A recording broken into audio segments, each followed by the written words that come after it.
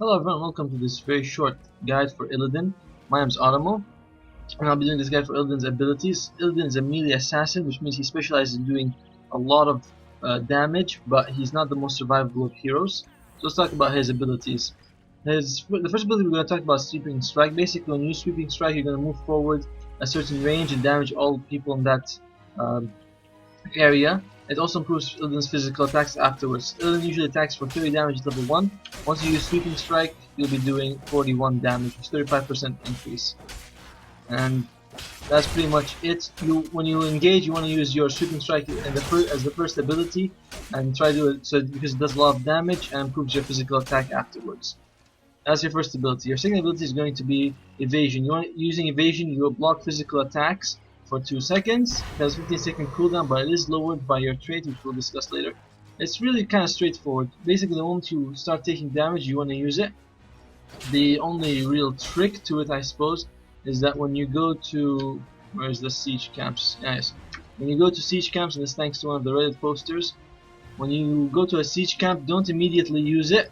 Wait a few seconds, then turn it on, because if you turn it on from the start, you're going to on. Like I said, I turned it on way too early. It takes about 3 or 4 seconds to get up, so use your evasion afterwards. You want to spam it and Sweeping Strike when you go attack the creeps.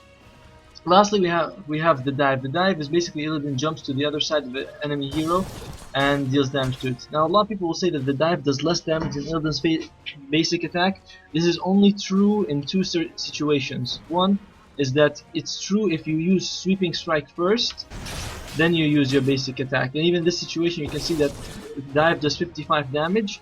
Illidan's basic attack with Sweeping Strike does 50 damage. Now it's actually 59. So, and Sweeping Strike will be doing 60. Sweeping Strike gets 5 damage per level. Illidan's normal basic attack gets 7. Illidan starts with 30 damage and the dive starts at 50. So at level 10, they will be equal. Each will do 100 damage, and past that, your physical attacks will do more damage even without Sweeping Strike. But if you use Sweeping Strike, roughly at around level 4, Sweeping Strike will do more, plus physical attacks will do more damage than the dive. But generally speaking, you don't want to be flipping around anyway, you just want to be using it to chase. You also notice that Sweeping Strike dive puts you at the opposite side of the enemy that you dive on. So if someone's retreating to their base, you want to use it while they're facing that way. So if you were engaging and someone was running towards their base and you engage from this side, it's fine, but if you engage from this side, make sure that they are in fact ahead of you. The last thing I want to say about the dive is that you can use it to flip over buildings and go to the enemy side, which I will say is not something you generally want to do, but it is something you can do. It's kind of useful if you want to jump over very large buildings because it helps you cover a huge distance.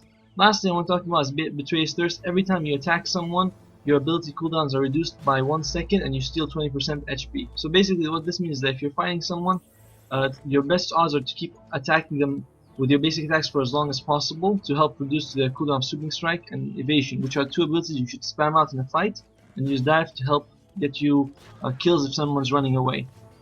Well, that's about it for Illidan. I can talk about his talents if you guys want. I hope you enjoyed this video. Thank you very much for watching.